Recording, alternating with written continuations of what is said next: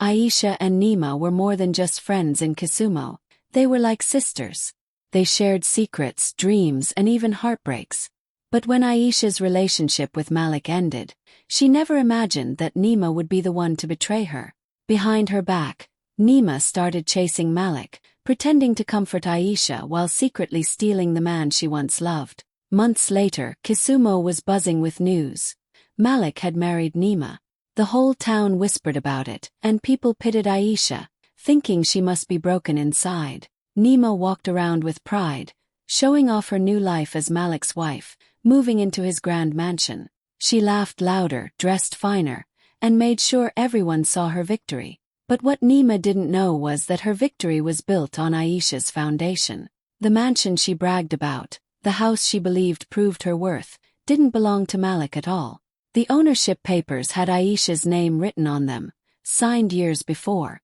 While Nima paraded as the queen of the mansion, she was only a guest living under Aisha's shadow. The day the truth came out, silence fell over Kisumu. Nima's pride turned into shame, and Malik stood speechless. Aisha, who had been quiet all along, didn't need to say a single word. Her silence was louder than any revenge, because Nima realized too late that she had betrayed a friend who already held all the power. Zuri and Halima had been inseparable since childhood. They laughed together, studied together, and shared every dream. Zuri trusted Halima like a sister. But life has a cruel way of showing who truly stands by you. When Zuri's relationship with her longtime lover ended, she thought Halima would be the one to comfort her. Instead, Halima was secretly stepping into her shoes. Not long after, the whispers in Band began. People said Halima had captured Zuri's ex-lover's heart. Soon the whispers became reality when they married in a glamorous ceremony. Zuri watched quietly as her once lover stood beside her closest friend, smiling as though they had won some grand prize. The whole community gossiped about how crushed Zuri must have been, abandoned not just by her man but also by her best friend. The betrayal was like a knife to her chest. Nights turned into endless tears, and days felt heavy with silence. But Zuri was stronger than anyone knew. She had worked hard for years, building her own wealth away from the public eye. She had quietly invested, buying properties under her name, choosing to live a modest life while her wealth grew in secret. Among those properties was the most luxurious mansion in Band, the same one Halima and her new husband proudly moved into. When news spread that they were living in the Band estate, people whispered again. They mocked Zuri, saying Halima had won. Halima herself walked with pride, boasting about her new life, showing off the mansion as if it proved her victory over Zuri. She didn't know the foundation of her joy belonged to the very woman she betrayed. The truth came out unexpectedly. During a gathering, a legal document was revealed. The estate tax records and ownership papers were in Zuri's name. Shock spread like wildfire. The whispers turned into gasps, and suddenly, the community saw who truly held the power. Halima's smile disappeared, her pride collapsing in front of everyone. The man who once left Zuri stood speechless, realizing he was just living in a house owned by the woman he had broken. Zuri didn't raise her voice, didn't boast, and didn't seek revenge. She only carried herself with quiet dignity. Her silence became her greatest weapon. People now looked at Halima not with admiration but with pity, while Zuri stood taller than ever. The betrayal that was meant to break her had only revealed her strength, and in the heart of Mband, the grand mansion stood as a reminder. Zuri was never the loser. She had been the hidden owner all along, watching as those who betrayed her lived under her roof without even knowing it. That silence, that secret, became the sweetest form of justice. Lena and Jamila had grown up side by side in Nambour. They laughed, dreamed, and leaned on each other through every season of life. To everyone around them they were more than friends, they were like sisters. But even sisters can hide jealousy behind their smiles. When Lena's relationship with Sefu ended, she thought Jamila would stand with her. Instead, Jamila stepped into her broken heart and took the very man Lena once loved. Months later, the town buzzed with excitement. Jamila and Sefu's wedding was the talk of Nambour. The ceremony was lavish. The decorations glittered like stars, and the guests whispered that Jamila had taken everything Lena lost. Many pitied Lena, saying she must be crushed watching her best friend marry her ex. From the outside, it looked like Jamila had won while Lena had been left with nothing. But what people didn't see was that Lena had been building her own quiet empire. Years before, when she was still with Sefu, she had purchased properties in Nambol under her own name. One of them was a grand villa, hidden away in luxury, a place she rarely spoke about. She chose silence over showing off, keeping her success private while everyone assumed she had little. After the wedding, Jamila and Sefu proudly announced they would spend their honeymoon in a stunning villa in Nambol. Pictures spread across social media. Jamila smiling in silk robes, Sefu showing off the grand swimming pool, the two of them laughing like they owned the world. Neighbors whispered again, "Poor Lena, her friend is living the life she dreamed of." But fate has a way of flipping the story. Just days into their honeymoon, the truth surfaced. Ownership papers and estate records revealed that the villa they were celebrating in was not Sefu's, not Jamila's. It was Lena's. The news spread like wildfire across Nambol. People gasped in disbelief. The very woman they thought had been destroyed was the one who owned the roof over Jamila and Sefu's heads. Jamila's pride turned into humiliation. Every picture she had flaunted now looked like a cruel joke. She was parading inside her friend's house. Sefu, too, felt the sting of shame. The man who thought he had upgraded was forced to realize he was nothing more than a guest in the empire Lena had built. And Lena, she did not gloat. She didn't rush to announce her victory. She stayed quiet, carrying herself with grace. Her silence spoke louder than any revenge. Everyone around them saw who the real winner was. The betrayal that was supposed to crush her only made her shine brighter. In the heart of Nambol, that grand villa stood not as a symbol of Jamila's triumph, but as proof of Lena's strength. She had been the silent owner all along, watching as those who betrayed her unknowingly lived under her roof. And that truth, so simple, so powerful, became the sweetest form of justice. Kayamika and Faduma had been close since they were young girls in Soroti Hills. They shared secrets, tears, and laughter. Kayamika trusted Faduma with her whole heart, even during her darkest days. When her relationship with Oba ended in a painful breakup, Kayamika leaned on Faduma for comfort. She poured out her pain, believing her friend would protect her heart. But behind her comforting words, Faduma was already weaving betrayal. Not long after, the whispers in Soroti Hills began. People noticed how close Faduma had become to Oba. Soon, the whispers turned into truth. Faduma had married him. The news spread like fire, and the community buzzed with gossip. People pitied Kayamika, saying she must be broken, abandoned by the man she once loved and the friend she trusted most.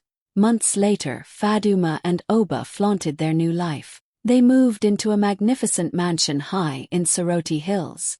The house was grand, with tall gates, shining windows, and a view that stretched across the city. Faduma paraded around as though she had won the world, showing off the home, posting pictures, and smiling at every chance. Neighbors whispered that she had replaced Kayamika in love and in life. To them, it seemed Kayamika had lost everything. But what no one knew was that Kayamika had quietly built her strength long before. After years of hard work and wise investments, she had secured properties across Soroti Hills. And the very mansion where Faduma and Oba celebrated their happiness belonged not to them, but to Kayamika. Her name was on the title deed, her money had built its walls, and her silence had kept it hidden. The truth came out one evening at a community gathering. A dispute over the mansion's taxes brought the ownership documents into the open. The name on the papers stunned everyone. Kayamika. Gasps filled the room. People who once pitied her now stared at her with admiration. The betrayal that once looked like her downfall was revealed as nothing more than a shallow game played inside her empire. Faduma's face turned pale. The pride she once carried vanished instantly. Every photo she had posted, every boast she had made, now looked foolish. She realized she wasn't the queen of Soroti Hills. She was only a tenant living under Kayamika's shadow. Oba, too, stood in shame, knowing the woman he had abandoned was the one who still held all the power. Kayamika didn't raise her voice or seek revenge. She walked with quiet dignity, letting the truth speak for itself. Her silence became her crown, her strength shining brighter than Faduma's betrayal. In Soroti Hills, the grand mansion stood as a symbol of justice. It reminded everyone that betrayal may wound the heart, but it cannot destroy true strength. And Kayamika's greatest revenge was simple.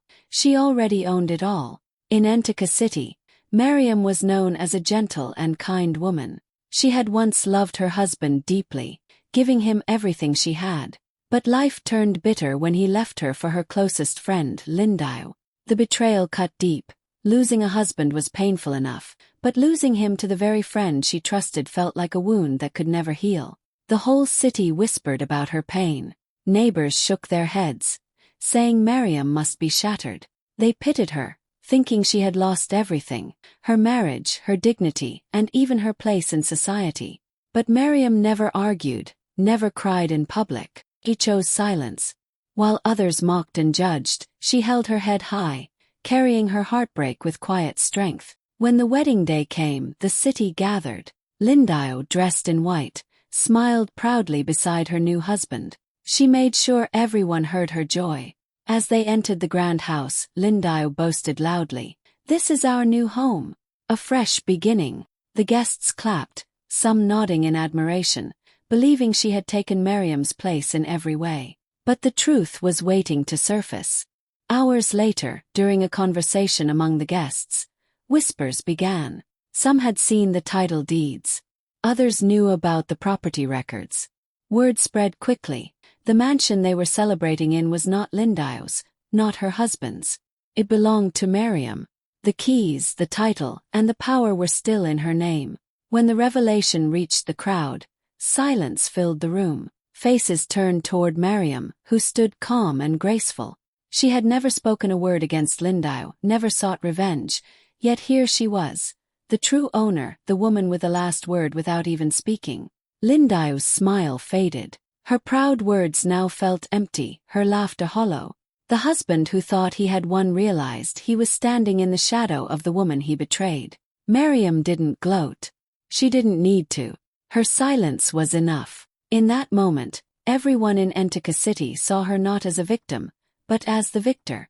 The woman they pitied was the woman who owned it all, and the betrayal that was meant to break her only revealed her quiet, undeniable power. Sonyu had always been the quiet and humble one in Bale. She loved deeply, trusted easily, and believed her closest friend would never hurt her.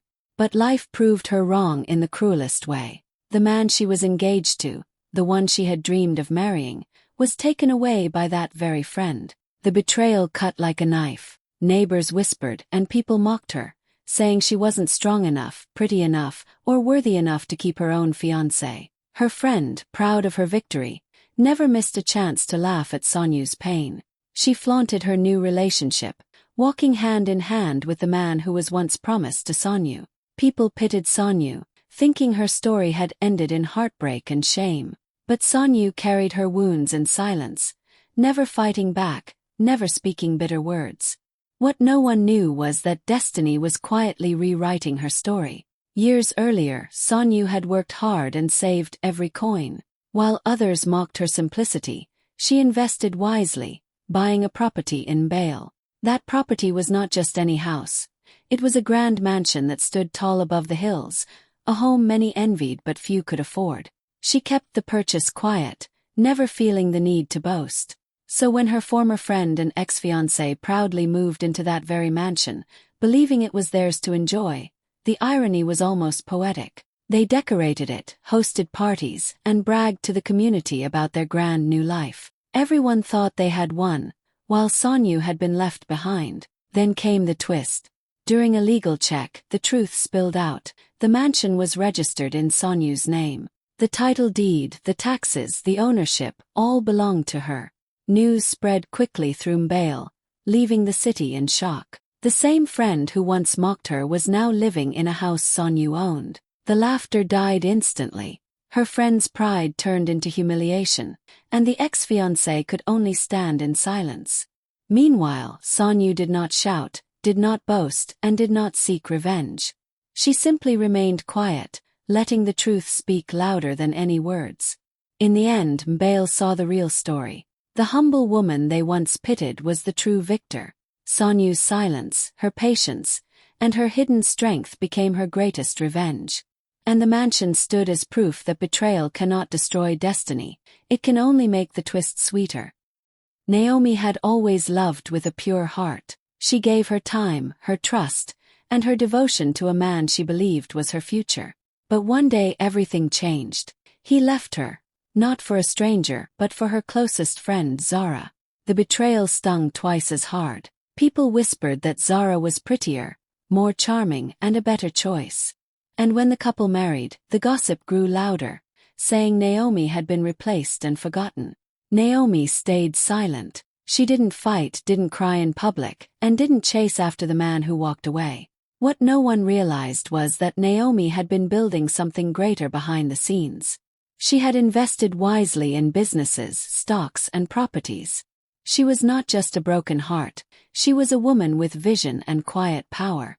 Months later, Zara and her new husband flaunted their wealth. They moved into Kavora's finest mansion, a sprawling estate with glittering chandeliers and gardens that stretched for acres.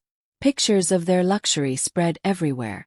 They laughed in public, showing off what looked like their upgrade. Neighbors pitied Naomi, saying she must ache seeing them live a life that could have been hers.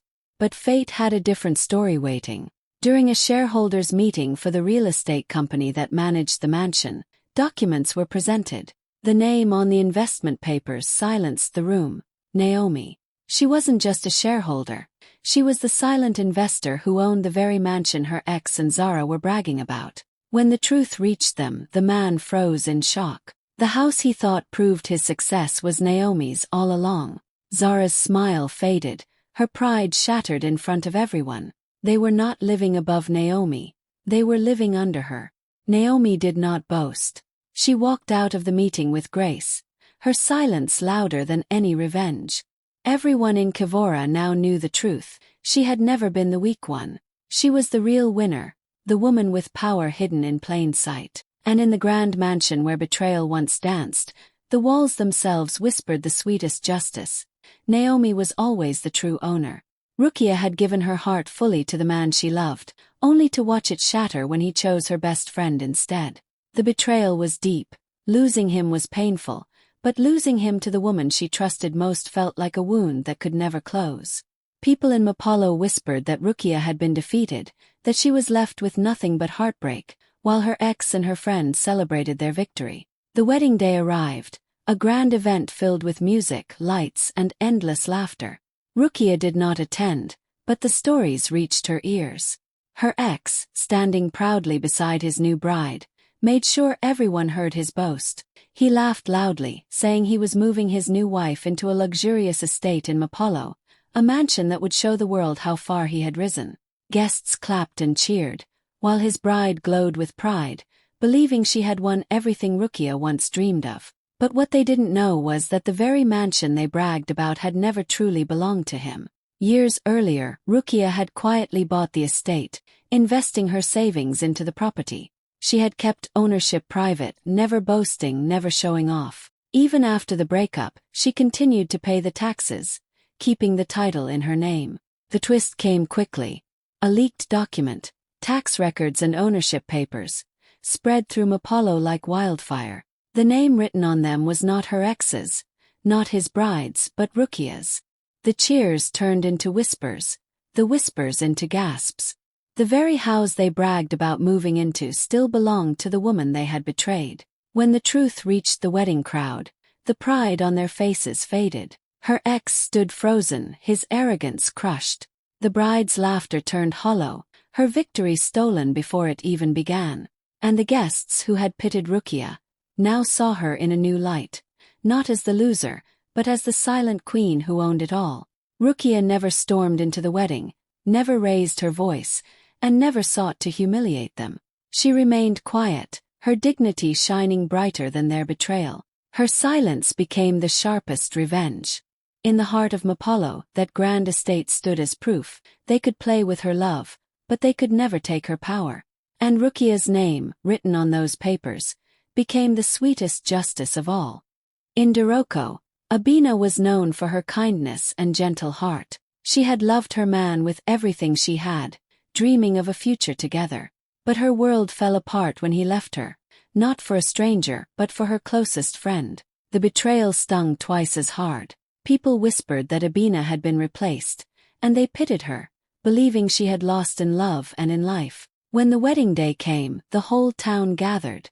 Music filled the air, and everyone cheered as Abina's ex stood proudly with his new bride. The woman who had once called Abina sister now paraded herself in front of the crowd, flashing smiles and showing off her new status. She moved into a grand home in Doroko and flaunted it at every chance, telling people, "This is mine." The community laughed with her, convinced Abina had been defeated. But Abina carried herself differently. She did not fight back, did not complain, and never spoke badly of them. She simply remained quiet, her silence hiding a truth no one had imagined. Years before, she had bought that very mansion with her savings and investments. The home everyone thought belonged to the bride was, in fact, hers. The truth came out weeks later. Documents and title deeds revealed that the house was registered under Abina's name. The news spread like wildfire across Doroko. The same people who once pitied her now gasped in shock. The bride who boasted of her new home was exposed as nothing more than a guest in Abina's mansion. Humiliation replaced her pride. Abina's ex, who thought he had risen higher, now stood in shame, realizing he had walked straight into the shadow of the woman he betrayed. The bride's laughter turned hollow, her victory empty. And Abina, she never raised her voice. She didn't need to. Her silence was her sharpest revenge. By saying nothing, she had let the truth roar louder than any words ever could. In Doroko, that grand mansion became a symbol, a reminder that betrayal may cut deep, but it cannot erase true strength. Abina was not the broken woman they thought she was. She was the rightful owner, the silent victor, and the one who had truly won. Alira and Nyasha had been friends for years, sharing secrets, laughter, and trust. But everything changed when Alira's relationship ended, and Nyasha stepped into her place. She married Alira's ex, smiling as if she had won the prize of a lifetime. People whispered that Alira had lost everything, her love, her dignity, and even her closest friend. After the wedding, Nyasha and her new husband flaunted their wealth. They moved into a grand mansion in Lusaka Gardens, boasting to everyone about their new life. Pictures of them enjoying the luxurious home spread quickly. Neighbors pitied Alira, believing she must be crushed watching her friend and her ex living in luxury while she was left behind. Nyasha, proud and arrogant, made sure the whole city saw her victory. But Alira stayed silent. What no one knew was that the mansion Nyasha bragged about didn't belong to her or her husband at all. Alira had purchased the property long before, investing her hard-earned money wisely. She held the title, she paid the taxes, and she quietly waited while they enjoyed what wasn't theirs. The twist came like lightning. Just weeks later, eviction papers were delivered to the mansion, papers signed by Alira herself. The news spread through Lusaka Gardens like fire. The same woman Nyasha mocked was the true owner, and now she held all the power. The city watched in awe as Nyasha's pride turned into shame. Her husband stood stunned, powerless in the face of Alira's quiet strength. And Alira, she didn't boast, she didn't gloat. She simply let the truth speak. In that moment, everyone understood. Alira hadn't lost. She had triumphed. And Lusaka Gardens would never forget the day her silence turned into the greatest twist of all.